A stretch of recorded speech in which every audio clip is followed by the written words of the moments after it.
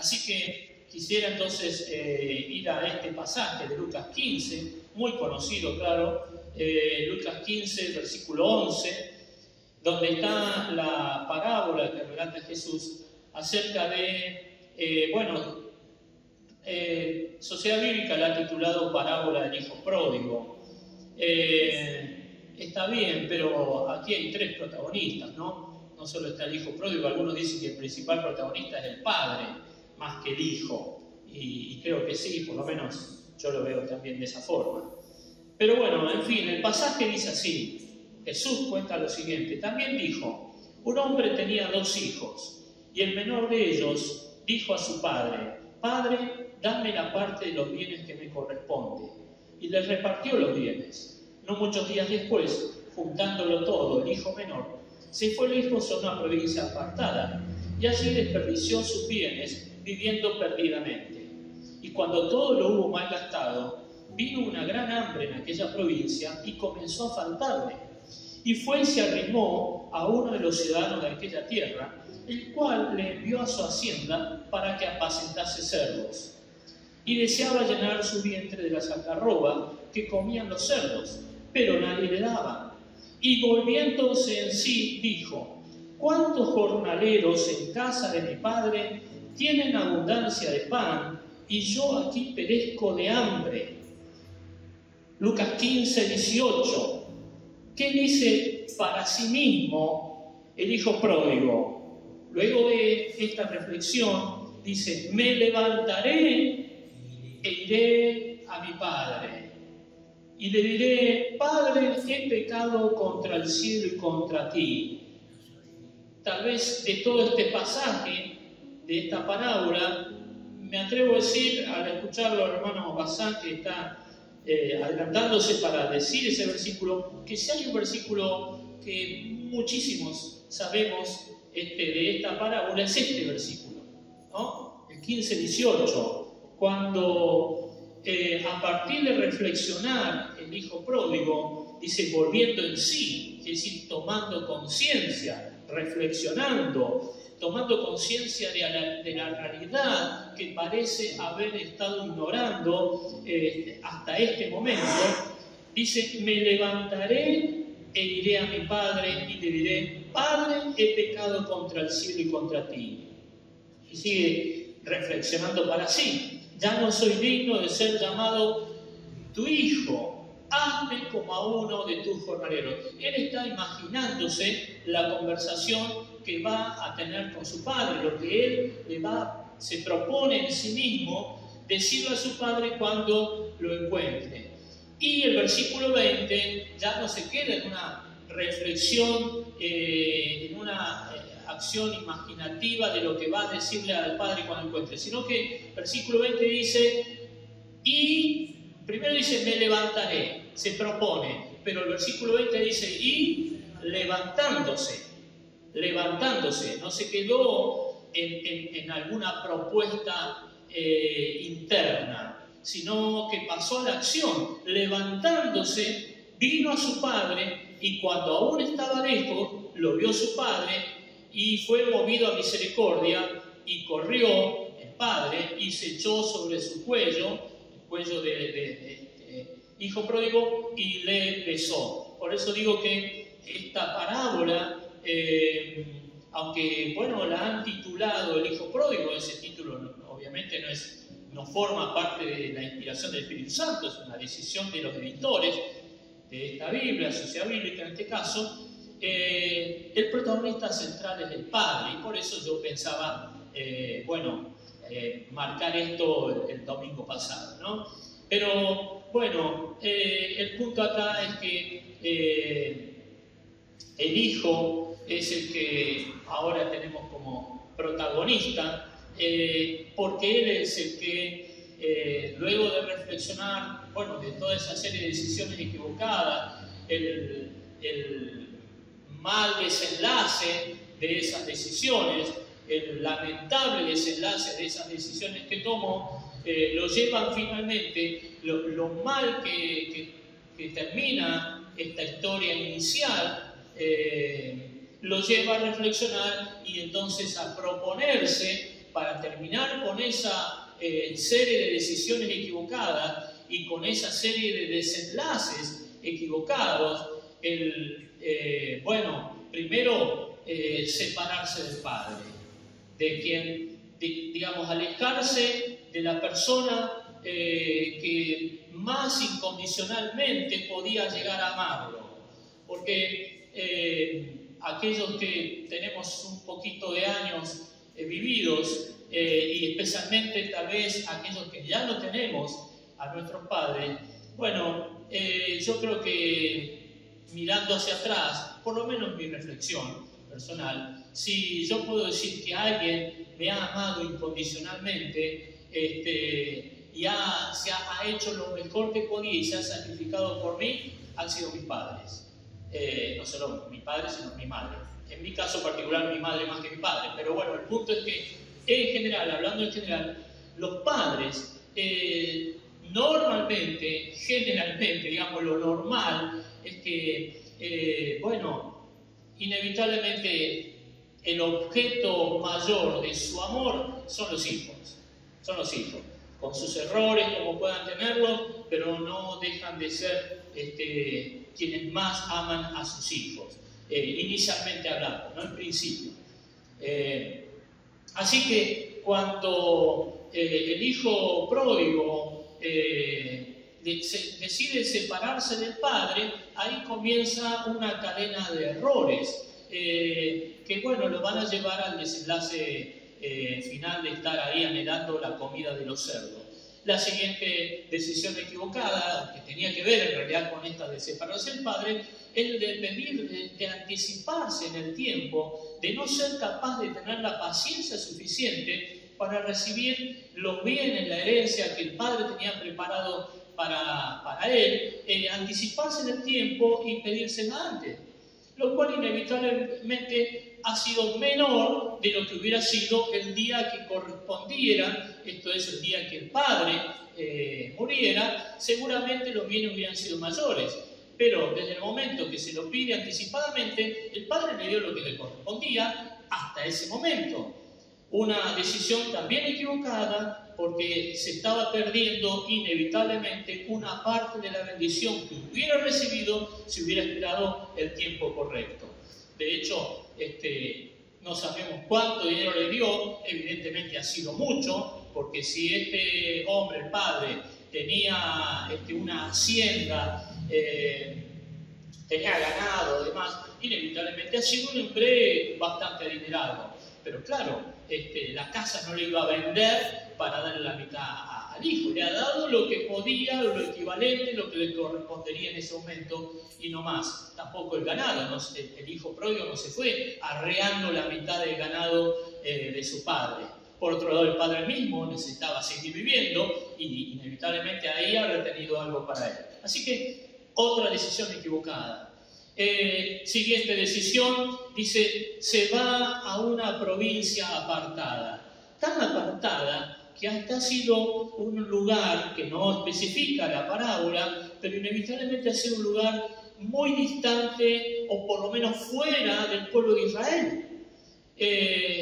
Porque en ese lugar va a terminar apacentando cerdos. Hay una persona, dueño de un hato de cerdo, que le da trabajo. Esto, a menos que haya sido un judío apartado, desobediente a la ley, en verdad este hombre que le da trabajo tiene que haber sido un gentil, es decir, un pagano, alguien no judío, porque la ley de Moisés prohibía expresamente a los judíos, entre otras cosas, la cría de animales como el porcino. Era un animal inmundo para el judío. Así que tiene que haber sido un lugar, tal vez, no sé, la zona de Gadara, por decir, un lugar donde Jesús supo encontrar allí un hato de cerdos donde fueron los demonios de ese hombre que estaba endemoniado. ¿Se acuerdan de ese pasaje? El punto es que esta serie de decisiones equivocadas, bueno, lo llevaron a cambiar, a dejar atrás sus raíces, a dejar atrás lo que era su cultura, lo que a él le resultaba más familiar, más cómodo, si se quiere, para entrar en contacto y procurar vivir y adaptarse a una cultura ajena totalmente a los valores que a él le habían inculcado inicialmente y seguramente de su padre y la sociedad judía en la que se ha criado. Bueno, ni hablar antes de llegar a trabajar ahí como empleado de este hombre, este dueño de los cerdos, dice la palabra que gastó el dinero, toda esa abundancia, que no ha sido poca, esa abundancia de dinero que le dio su padre como herencia que le correspondía, la ha malgastado, la ha desperdiciado, viviendo una vida libertina, licenciosa, allí gastándola después. El hermano incluso se lo va a echar en cara, le va a decir, gastó todo su dinero con rameras, dice, bueno, vivió perdidamente, lo cual también ha implicado no solamente una ruptura en la relación que no sabemos con qué intensidad tendría con Dios, no mucha por la decisión que tomó inicial de separarse del padre y pedir los bienes, pero si tenía alguna relación con Dios, bueno, con esta vida licenciosa que ha vivido, toda relación con Dios se le ha terminado. Así que era una serie de decisiones equivocadas que lo fueron llevando de mal en peor, ¿no? Hasta que, bueno, cuando ya pierde todo, no tiene nada, allí, bueno, termina alimentando o apacentando los cerdos de este hombre, ¿no? Y pasando hambre, al punto que dice el relato que anhelaba comer la comida de los cerdos. Dice allí, deseaba llenar su vientre de las algarrobas que comían los cerdos, pero nadie le daba. O sea, otro efecto de esa serie de decisiones equivocadas es el que perdió todo prestigio social. Perdió todo prestigio social, porque dice que nadie le daba. O sea, si nadie tenía la disposición a darle el alimento a los cerdos, no era su propio alimento, sino el alimento de los animales, como que privilegiaba a los cerdos por sobre él, inevitablemente estamos hablando de una persona que ha caído a lo más bajo, Y hablando de ese lugar, esa posición, que finalmente ocupa una posición social, moral, económica, espiritual, es decir, en todo aspecto que podíamos imaginar que abarca la vida de una persona, este hijo pródigo había caído bien bajo. Y ahí lo contacto, tomo la asociación con lo que había compartido la última vez, en cuanto a que Josué estaba en la misma posición, aunque por razones distintas. Cuando Dios le dice a Josué, levántate, se puede recordar, es porque inevitablemente no estaba de pie. Ahora, en el caso de Josué, su postración ha sido obviamente por razones distintas y habiendo tenido una trayectoria totalmente opuesta a la del hijo pródigo. Fíjense que el hijo pródigo estaba postrado por toda la serie de malas decisiones que había tomado.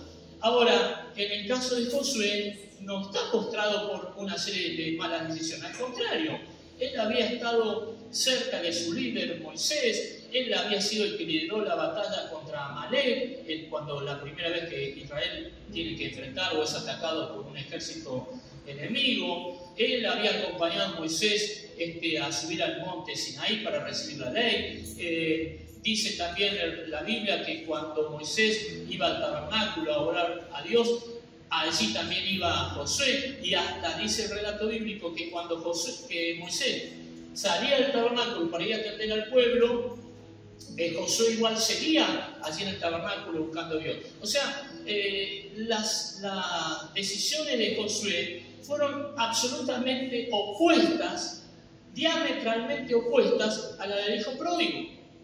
Josué fue tomando una serie de decisiones correctas, incluyendo aquella decisión clave para el destino de Israel, como fue cuando los 12 espías fueron a recorrer la tierra. Uno de ellos, de los 12, era Josué, justamente, y cuando vuelven de esos 40 días de recorrer la tierra, todos 10 espías por lo menos dan un informe negativo, soliviantan al pueblo contra Moisés, mueven o quieren mover al pueblo a volver a Egipto, pero Caleb y Josué son los dos únicos que tienen una palabra de fe, que tienen una palabra de respaldo a sus líderes, a Moisés, a Aarón, y bueno, que fueron capaces de creer que el Dios que les prometía esa tierra también tenía el poder para darles la victoria, aunque los enemigos parecían superiores o mayores. Así que en verdad, no es que Josué no haya tenido defectos, pero inevitablemente en cuanto al relato bíblico se refiere, hasta llegar a Josué 1, el pasaje que habíamos citado, que seguimos como pasaje patrón, las decisiones de Josué habían sido correctas. Entonces, fíjense que lo tenemos al hijo pródigo tomando decisiones incorrectas y termina postrado.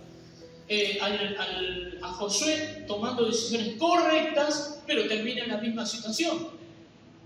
Y esto tiene que llevarnos a la reflexión a nosotros, en el sentido de que no importa cuál ha sido nuestra trayectoria, si predominan más las decisiones equivocadas o predominan más las decisiones acertadas, no importa el por qué estamos como estamos.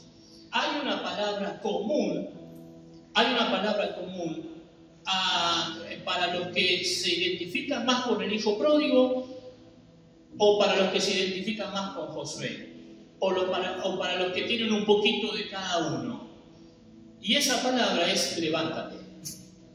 La consigna de Dios para unos y otros, tengan 100% de Josué, tengan 100% de hijo pródigo o tengan 50 y 50, la palabra común de Dios para todos y cada uno de nosotros es levántate. Levantarse, en el caso de Josué, algo habíamos dicho, es levantarse para entrar a accionar. Si tu posición es más bien de estar sentado, de estar reposado, de estar inactivo en el servicio a Dios, sea cual sea la forma que adquiere ese servicio, pero te das cuenta que no estás sirviendo a Dios como Dios quiere, bueno, la palabra de Dios es levántate.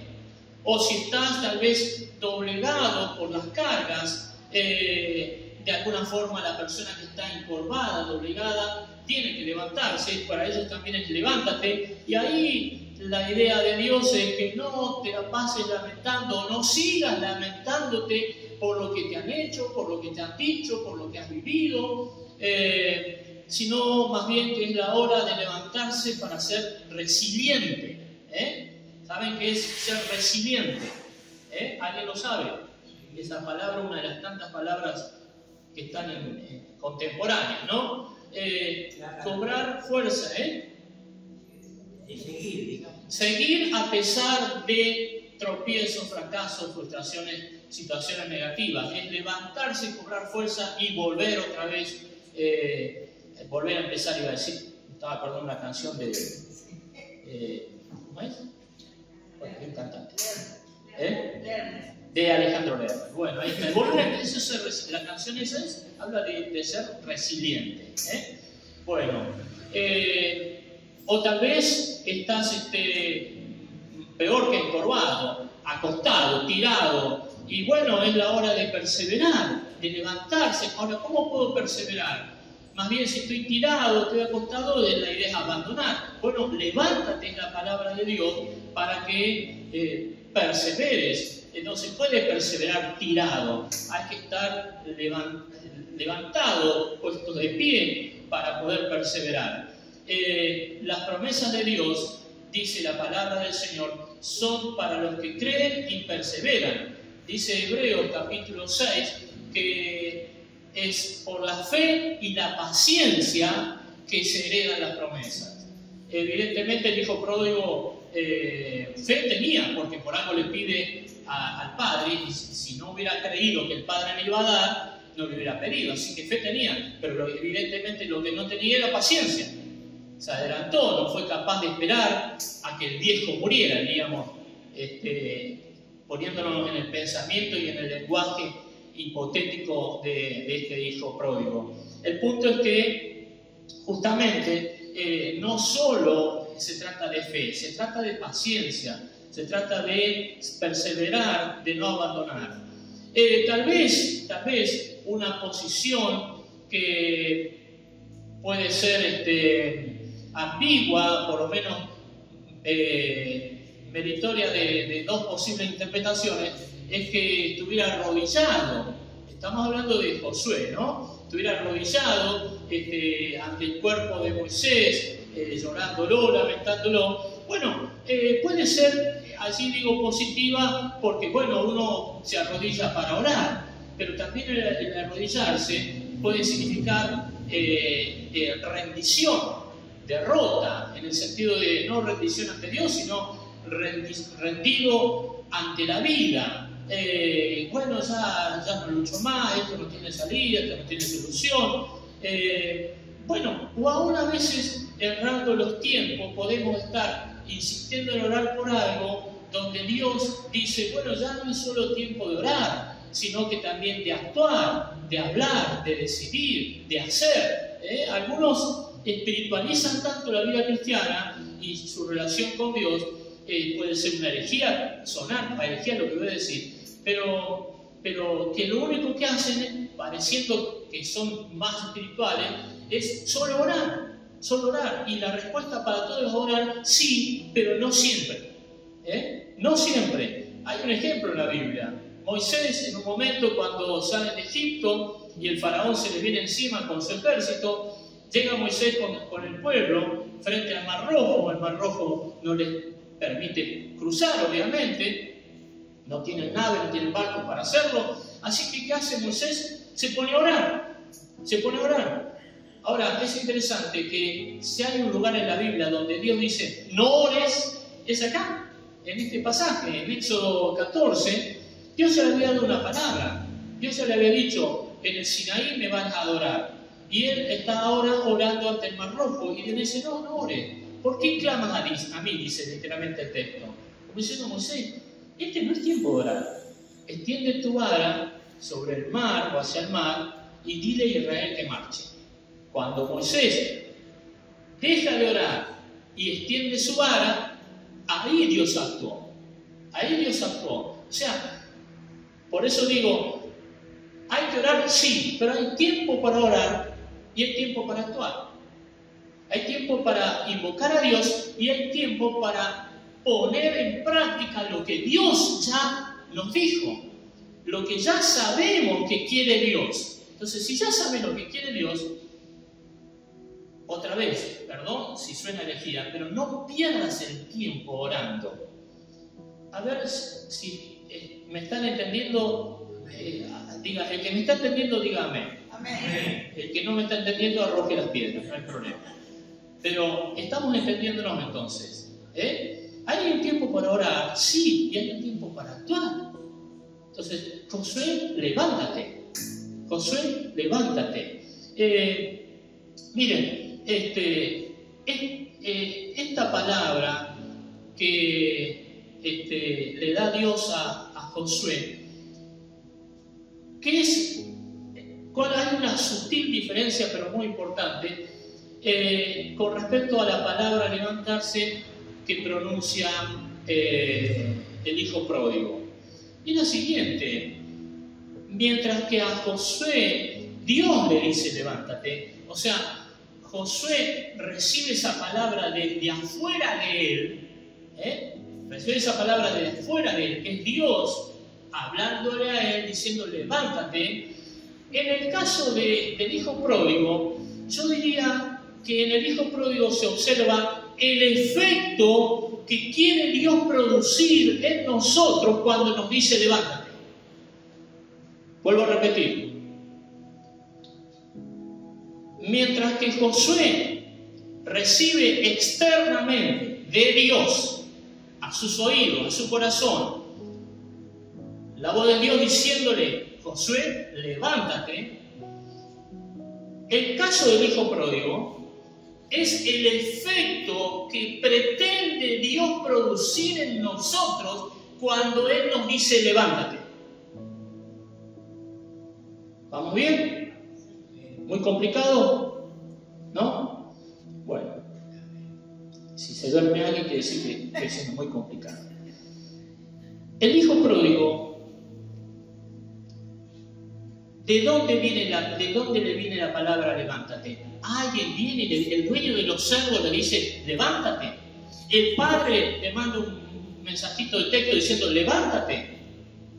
No, dice que el relato dice que volviendo en sí, él dice: bueno, ¿cuántos jornaleros están en la casa del padre en abundancia de pan? Yo aquí perezco de hambre, me levantaré. O sea, cuando Dios nos dice a nosotros: levántate, es porque está queriendo producir en nosotros el efecto que este mal pasar produce en el hijo pródigo. No esperemos a que nos tengamos que tomar una serie de decisiones equivocadas y terminemos alimentando cerdo para llegar a tomar la decisión por motus propio, por propia voluntad de levantarnos. Sino que cuando Dios te está diciendo levántate, es porque quiere producir en vos el deseo propio, la voluntad propia de cobrar fuerza y levantarte. Más aún, la palabra levántate que te habla Dios a vos es para impartirte la fuerza y desde tu interior vos decidas levantarte. Miren, no sé cuántas predicaciones habremos escuchado, bueno, depende de la cantidad de años de creyentes que tengamos cada uno, pero a ver, si nos pensamos en un año, una predicación por domingo, pongámosle 2 domingos que no venimos por vacaciones o lo que sea, 50 predicaciones, 50 mensajes al año. Multiplicado, seguramente habrás escuchado más, pero ponele 50 como mínimo. Multiplicarlo por los años que tenés creyente. Hacé la cuenta ahora. 50 por los años que tenés de creyente. A ver, yo tengo... ¿cuántos años de creyente tengo? Desde el año 77. Así que 23, 40 y 45 años. Uy, soy un viejo ya. 45 años de creyente. Así que 50 por 45... ¿cuántos son? 5 por 4, 20, como 2000 mensajes, como mínimo. ¿No? Como mínimo. Tremendo, ¿no? Hacé la cuenta, ¿Estás haciendo la cuenta en este momento? Es fácil, la cuenta es 50 por los años que tenés de creyente. ¿Es muy complicada esa cuenta? ¿Cuántos años tiene Alba de creyente? ¿Más o menos los míos o más? 60 años. De creyente. Sabemos que de edad tiene 25, pero de creyente ¿cuánto tiene? 68. Así que 50 por 70. Me ganó. ¿Quién es el que menos años de creyente tiene acá? Más nuevo. ¿Quién es? Kevin, ¿será?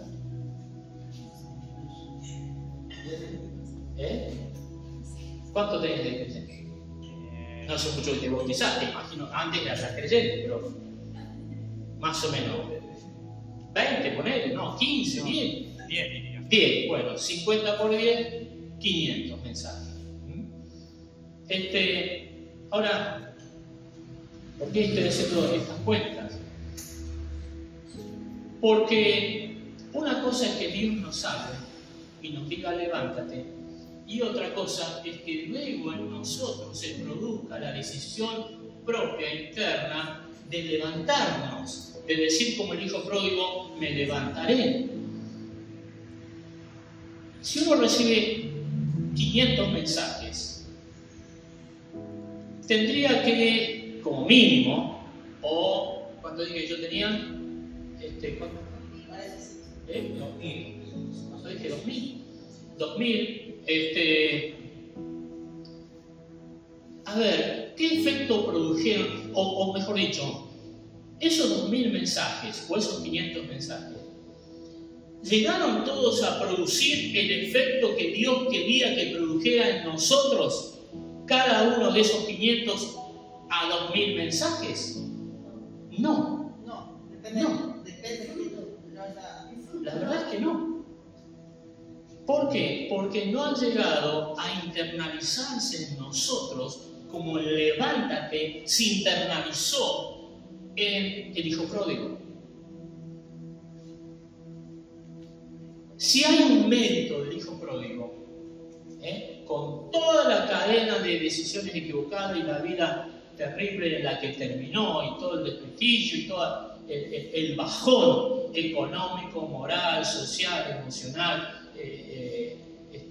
humano en el que termina, es que él fue capaz de internalizar algo que ha sido voluntad de Dios desde el principio de los tiempos hasta nuestros días, y es que seamos capaces de levantarnos, de no quedarnos postrados en la situación que estamos, de no quedarnos quietos en la situación que estamos, de no quedarnos cómodos en la situación que estamos, sea deplorable como la del hijo pródigo, o no tanto, o justificable y entendible como la de Josué.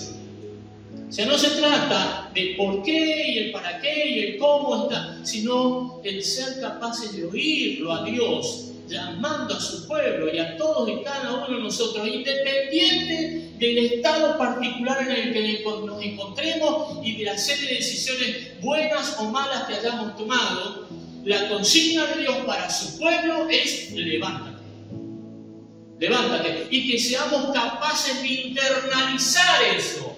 Y no que ya lo hagamos porque, bueno, escuché el mensaje, sino que ese mensaje se internalice en nosotros y lo que antes era voz de Dios, ahora sea nuestra propia voz diciendo, me levantaré. Yo rompo con esta situación, corto con esta rutina, dejo atrás la mediocridad, dejo atrás una vida opaca, dejo atrás la falta de servicio, dejo atrás mi compromiso light, dejo atrás todo lo que no es de Dios, no le agrada a Dios, y me levanto para hacer pura, exclusiva y totalmente lo que Dios quiere y le agrada y espera de mi vida. Esa palabra levántate tiene ese propósito para cada uno de nosotros. De tal forma que aún la iglesia, toda en su conjunto, es llamada a levantarse en este tiempo, denunciando el pecado, predicando el evangelio, renovando su búsqueda de Dios. Ya no solo como individuo, sino como iglesia. Para que algún día, cuando Cristo venga por segunda vez a arrebatar a su iglesia, justamente el levantar la iglesia sea una consecuencia natural de un pueblo que vive ha vivido sobre la tierra en una actitud de levantamiento. Levantarse para buscar a Dios, para reunirse, para congregarse, para servirle, para adorarle, y levantarse contra las tinieblas, contra el pecado, contra los ataques del enemigo, contra todo lo negativo que atenta contra el propósito de Dios. Así que esto implica el levantarse para nosotros, independiente de que nos asociemos más con Josué o que nos asociemos más con el hijo pródigo. Dios, el Padre, y en este caso va justo lo del Padre que aparece en la parábola, no te va a preguntar cómo llegaste hasta ahí, por qué te pasó esto, mucho menos te va a decir, ¿no te da vergüenza? O te va a decir, desubicado, como Josué, no es tiempo de andar llorando, ya está, ya fue Moisés. No, ¿sabes lo que te va a decir Padre? Levántate. Porque si vos estás dispuesto a dejar tu estado previo, sea bajo, medio o alto, pues entonces hay un propósito de Dios preparado para revelarse, nuevos propósitos de Dios, nueva revelación de Dios preparada para revelarse en tu vida, para cumplir el propósito que Él tiene planeado y predestinado para cada uno de nosotros. Levantarse implica una decisión de fe. Implica disponerse a ver lo que hasta este momento no habías visto. Porque el estar allí agachado frente al cuerpo de Moisés, como ha estado Josué, o agachado el hijo pródigo ante los cerdos, pues los cerdos inevitablemente, no sé cuánto mide un cerdo, a ver, así mi esposa que conoce algo de campo, ¿cuánto mide un cerdo más o menos? No tiene la menor idea, o sí, ¿cuánto así? Pero así no, un cerdo no mide casi, no, ahí está de ancho, pero de alto, así, ponele. Sí, así no, más chiquito, bueno, inevitablemente el hijo pródigo se ha tenido que agachar, y su visión solo era ver cerdos. Cuando nosotros no nos levantamos, o si nosotros no nos levantamos a la altura que quiere Dios y a vivir en el nivel que quiere Dios que vivamos, cuando no nos levantamos al nivel de consagración que espera Dios, al nivel de búsqueda que pretende Dios, ¿sabe qué va a pasar? Que nuestra visión puede tornarse en una visión de cerdos. Y creemos que lo que nos rodean son cerdos. Y el problema es que estamos errando la visión porque no estamos levantándonos. ¿Me está entendiendo lo que estoy diciendo? Hay gente que cree ver cerdos a su alrededor, pero el problema no son los cerdos que cree ver, sino el problema es que él está en una posición equivocada. Él no se está levantando. Levantarse es también dejar nuestras viejas dietas. ¿Qué estaba diciendo? ¿De qué se estaba alimentando? ¿Qué pretendía alimentarse el hijo pródigo? De algarrobas, comida de cerdos. Si no nos levantamos, podemos no solamente confundir la visión de la realidad y creer que la realidad pasa por ver cerdos, cuando era una realidad absolutamente parcial y no era la realidad que Dios o que el Padre quería para este hijo pródigo. También ocurre que al no levantarnos puede pasarnos como el hijo pródigo, conformarnos con algarrobas. Nuestra dieta pasa a ser una dieta de cerdos. Marco eso porque en nuestro contexto ustedes saben que en general cerdo tiende a ser una palabra, un calificativo peyorativo, ¿no es cierto? Aplicado a los seres humanos. Pero en verdad, si no nos levantamos a la altura que busca Dios y pretende Dios de cada uno de nosotros, y tiene Dios reservada para cada uno de nosotros, pues ese nivel en el que nos manejamos nos va a permitir solo comer comida de cerdos. Y algo más que ocurre es que mientras estemos en esta posición, nuestra visión va a ser absolutamente limitada. Yo, por ejemplo, ahora estoy aquí mismo agachado donde estoy. Yo puedo nombrar a alguna cantidad de gente que estoy viendo en este momento, pero ahora mismo, en esta posición aquí donde estoy, hay gente a la que no veo. Y entonces yo puedo nombrar a todos y cada uno de ustedes, y seguramente algunos de ustedes me van a decir, no, pero hay más gente. Y yo voy a decir, no hay más gente. Son todos los que veo, son los que están. Cuando nosotros no nos levantamos al nivel que quiere Dios, nuestra visión se acota, se limita, es parcial y por lo tanto incorrecta. Yo ahí alcanzo a ver un poquito la oreja de alguien que parece que está de brazos cruzados, porque alcanzo a ver un dedo bajo su axila, creo yo, que está ahí, no alcanzo a verlo demasiado, al lado de mi esposa. ¿Quién es? Bueno, ya me imagino quién es, pero si es por vista, yo no lo estoy viendo en esta posición. Si yo quiero ver la realidad tal cual es, o tal cual quiere Dios que vea, ¿qué tengo que hacer? Al lado de Yanni no hay nadie, digo yo. Ni a tu izquierda ni a tu derecha. Yo no veo a nadie. Estás vos sola. Yo veo al hermano Bazán y te veo a vos. No veo a nadie más. No es porque ella sea baja, es porque yo que estoy bajo. ¿Se entiende lo que estoy diciendo? ¿Se entiende lo que estoy diciendo? ¿Hay alguien detrás de Betty o de Diana? No sé. Encima está la columna. No veo. ¿Qué tengo que hacer?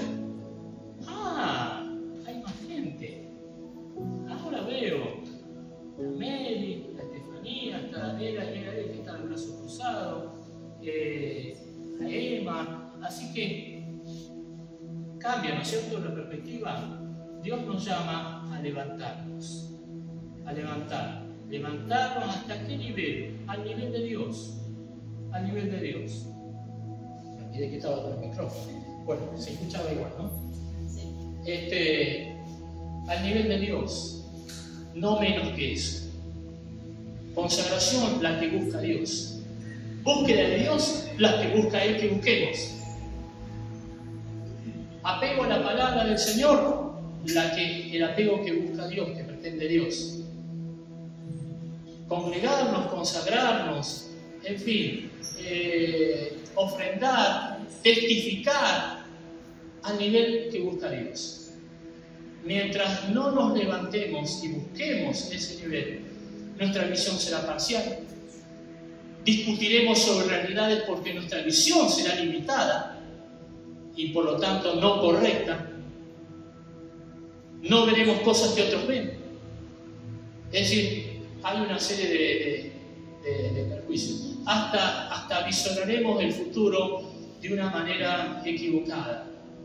Nos pondremos ansiosos por cosas que nunca ocurrirán. Estaremos nerviosos por situaciones que finalmente solas se van a resolver, pero que hasta que no nos levantemos no podremos descubrir. Eso pasó con el hijo pródigo. Él no quiere, decide levantarse porque no quiere las algarrobas. Claro que es bastante humillante las algarrobas de los cerdos, pero dice, por lo menos voy a comer la comida de los jornaleros de mi padre. O sea, ya hay un progreso, pero al final va a resultar que comió algo más que la comida del jornalero del padre.